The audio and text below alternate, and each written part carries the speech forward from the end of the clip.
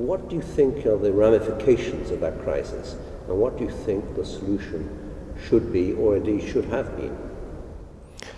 Well, it's a very serious crisis, first of all. I think we really face a very serious challenge for Europe, for the Eurozone, but of course the Eurozone being the largest economic zone in the world, it's a challenge for the entire world. It's an interdependent world, and if Europe doesn't do well, the world economy will also suffer from it. I think there are two major components of this. One is the short-term management of the crisis to calm things down. When the house is on fire, the first priority should be to put out the fire. When somebody has had a heart attack, it may be good for that person later on to start jogging, but you don't ask that person to jog right away. So there is the need to put out the fire. Do I understand this as a criticism of German policy? Yes, you are correct. Of course, then the longer term issues have to be fixed. And of course there are adjustments, very, very important adjustments needed in many countries. Budgetary policies, tax collection habits have to change. The informal economy has to become more formal so that it contributes to the budget and to the revenue and things of that sort. And I think these things are very important, and every country has somewhat different problems. I think the Greek problems are not the same as the Spanish problems or the Italian problems. But at the same time, I don't think one can put, the cart before the horse. At this point, I think a bazooka is needed, and it has to calm things down. And I'm somewhat worried that one is trying to fix all the long-term problems without having yet put out the fire. We're talking on the second day of the European Council summit in Brussels, and do you conclude that no bazooka, in fact, was fired? Not enough in my view, frankly, unfortunately. I think there's some progress, but a lot of damage is being done.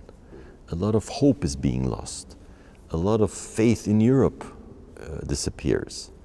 A lot of resentment is accumulating in the Mediterranean countries. All these things have to be kept in mind.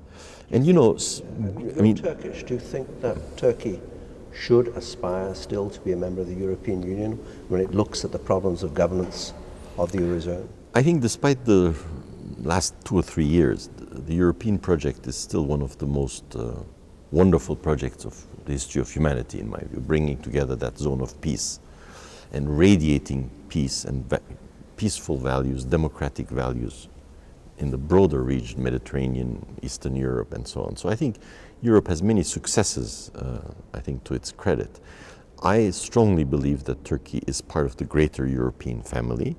I strongly believe that Turkey can actually be more influential and have a more constructive influence in its own southern region, in the Muslim world and in the Middle East, as a country that is anchored in Europe. I've seen that. I've seen an opinion poll that 66% of Arab citizens actually want Turkey to be in the European Union, which is quite interesting, I think.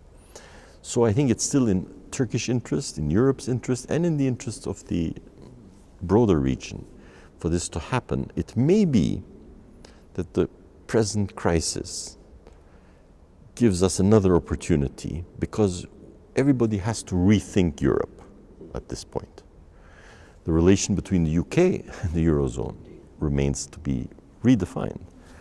And so in that more complex and maybe more variable geometry that will have to be the Europe of tomorrow, it may be easier to find the right place for Turkey that is satisfactory both to Turkey and to its European partners, and finds the right equilibrium between deep integration, which may not be appropriate for Turkey, as it's not appropriate for the United Kingdom, and yet being part of the family, being at the decision table, at least for some of the decisions. We're part of the customs union for 15 years now. Let me put you on the spot then with a final question. This conference will be held next year in Istanbul. Good news. Before then, which is of course very good news, but before then, do you think the euro will still exist by then? And if so, in what form? how will the Eurozone develop? It's very, very dangerous for economists to try to predict these things. But I do believe, yes, that the euro will still exist. I do believe that the Eurozone will be a more integrated political zone than it is today, and it will even be more integrated 5 years from now. I'm not sure that every member of the Eurozone will still be a member of the Eurozone. That's a different story, but I think there will be a more integrated Eurozone. And I think there will be a Europe which will be more flexible. There will be a larger Europe. I think the United Kingdom will be part of the European Union, but not of the Eurozone. And therefore a kind of new system of governance of the European family will be in the making. I'm not sure we will have it by next year World Policy Conference in Istanbul. Kermal DERVIS, thank you very much. Thank you.